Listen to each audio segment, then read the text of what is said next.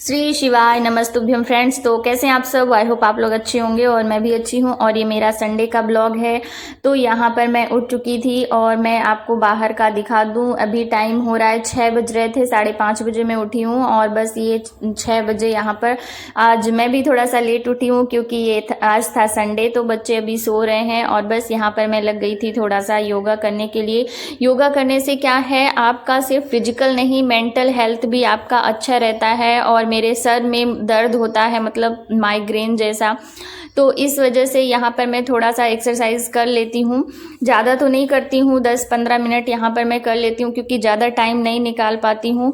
और फिर तो मैं आपको बता दूं कि मैं जो बात कर रही थी कि कुछ लोग मुझे बोलते हैं ऐसा कि जो मतलब कि जो मैं स्टडी करती हूँ वीडियो बनाने के लिए करती हूँ, और सिर्फ मुझे ही नहीं आपको भी, या कोई भी पढ़ाई करता होगा तो उसको भी ऐसे ताने सुनने को मिलते ही होंगे कि ठीक है मैं वीडियो बनाती हूँ, जो वीडियो नहीं बनाते तो उसको और तरह के ताने मिलेंगे कि तुम काम से बचने के लिए बुक लेके बैठ जाती हो या फिर ऐसा वैसा।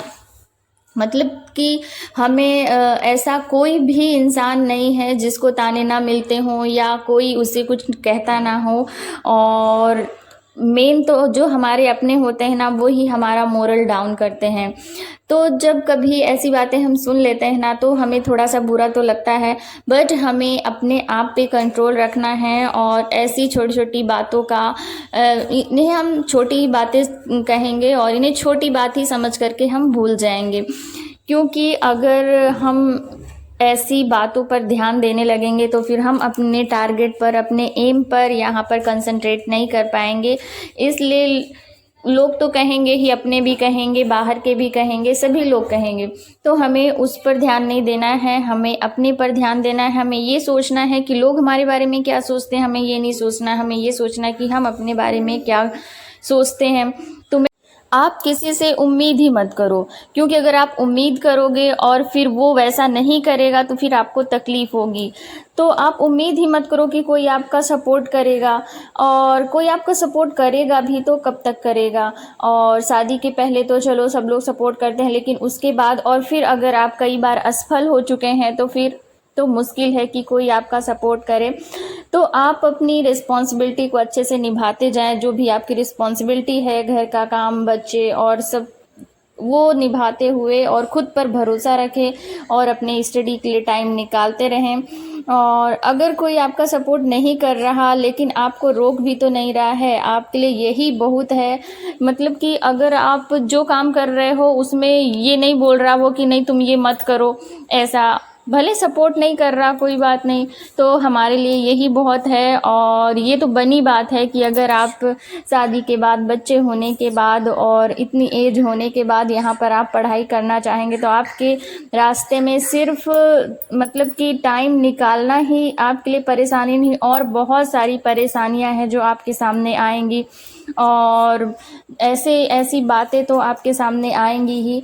तो इन सब को इग्नोर करते हुए अपने लक्ष्य पर ध्यान रखें और जितना भी टाइम आप निकाल पाएँ पूरे कंसंट्रेशन से यहाँ पर स्टडी करें।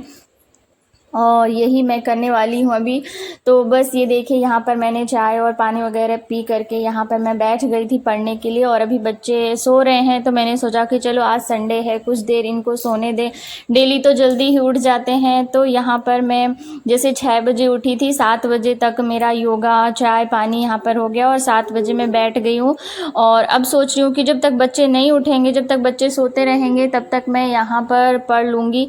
अब देखते हैं कितने बजे उठते हैं बच्चे। 9 बजे तक तो सोएंगे ही, तो मतलब यहाँ पर मैं 2 घंटे अगर मॉर्निंग में निकाल लूँगी तो फिर 1-2 घंटे दिन में भी मैं एडजस्ट कर लूँगी कि निकाल लूँ। और बस 3 से 4 घंटे ही मैं बड़ी मुश्किल से यहाँ पर निकाल पाती हूँ पढ़ने के लिए।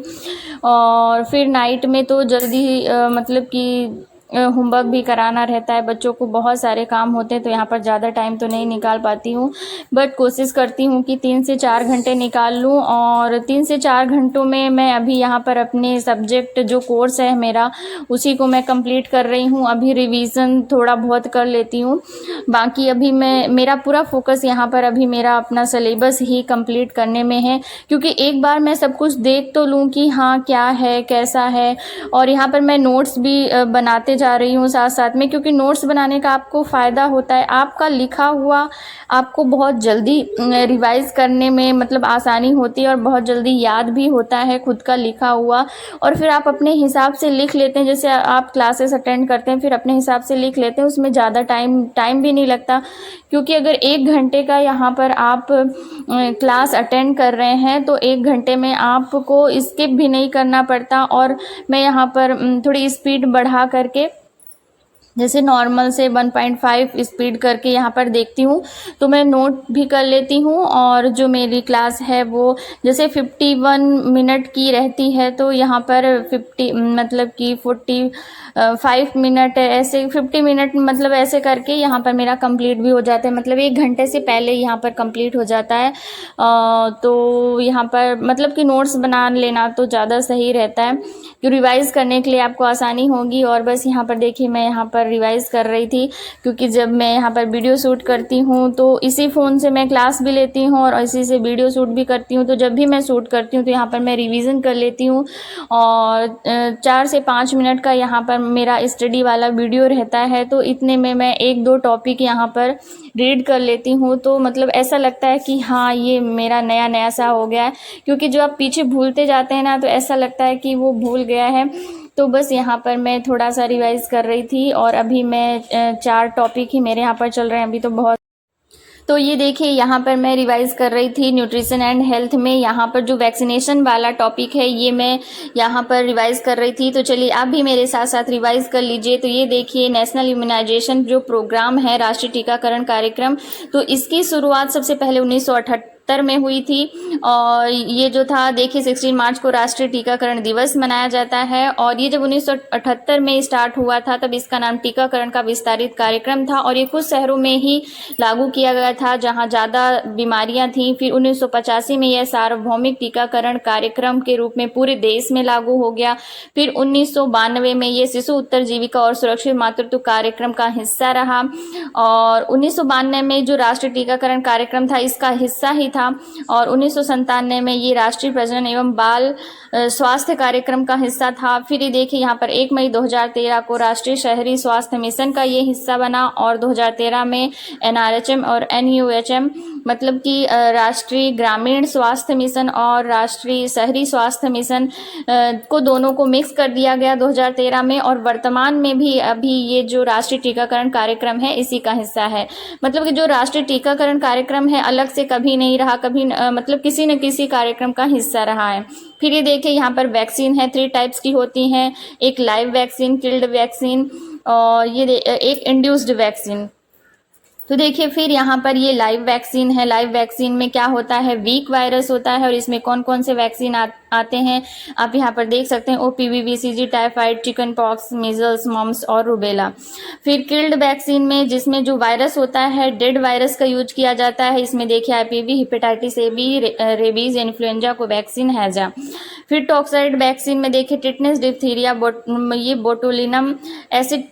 तो ये जो टॉक्साइड होता है ये ज़्यादातर बैक्टीरिया के लिए यूज़ किया जाता है। फिर देखिए यहाँ पर ऐसे टीके जो केवल जन्म के समय ही दिए जाते हैं, जैसे BCG, पोलियो वैक्सीन और हेपेटाइटिस B। अगर आपका बच्चा 2.5 से 3.5 किलो का है और स्वस्थ है तो उसे जन्म के बाद ही यहाँ पर ये 3 टीके लगा दिए जाते हैं। तो ये देखिए यहाँ पर पोलियो वैक्सीन के बारे में देख लेते हैं। तो पोलियो वैक्सीन 2 तरह से दिया जाता है, ओरल पोलियो वैक्सीन और एक इंजेक्शन के द्वारा दिया जाता है। जो ओरल दिया जाता है उसकी 2 बूंद दी जाती है और एक जो IPV है वो इंजेक्शन के द्वारा दिया जाता है। और पोलियो वायरस के बारे में कार्ल लैंडस्टीनर ने बताया था और कार्ल लैंडस्टीनर ने ही ब्लड ग्रुप के बारे में भी बताया था। और तो देखिए ओरल पोलियो वायरस वैक्सीन के बारे में देख लेते हैं। तो इसकी खोज अल्बर्ट सैबिन ने 1955 में की थी। इसकी 5 डोज लगाए जाते हैं। और यहाँ पर आपको जो देखना है, यहाँ पर रोक करके वीडियो को और फिर यहाँ पर आप देख सकते हैं, नोट भी कर सकते हैं। ये मेरा विनर्स की ऐप को जो मैंने कोर्स परचेस किया है उससे मैंने यहाँ पर नोट्स अपनी बनाई है। तो आप यहाँ पर देख सकते हैं, रोक करके देख सकते हैं। अभी मेरा ये वैक्सीनेशन वाला पार्ट ही चल रहा है। तो यहाँ पर सारे वैक्सीन के बारे में ये देखिए, फिर DPT वैक्सीन के बारे में और इसके बारे में फिर डिटेल में।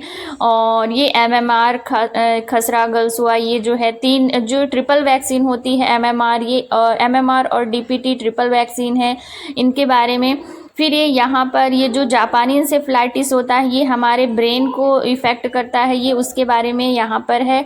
तो अगर आप देखना चाहते हैं तो यहाँ पर रोक कर के वीडियो को यहाँ पर नोट कर सकते हैं। और अगर आपको चाहिए तो आप कमेंट करके ज़रूर बताइएगा, मैं यहाँ पर ज़रूर शेयर करूँगी। तो चलिए आज का मेरा वीडियो यहीं तक। आई होप आप लोगों के काम ज़रूर आएगा। तो मेरे वीडियो को लाइक और चैनल को सब्सक्राइब एंड वीडियो को शेयर भी कर दीजिएगा। चलिए मिलते हैं नेक्स्ट वीडियो में, बाय बाय।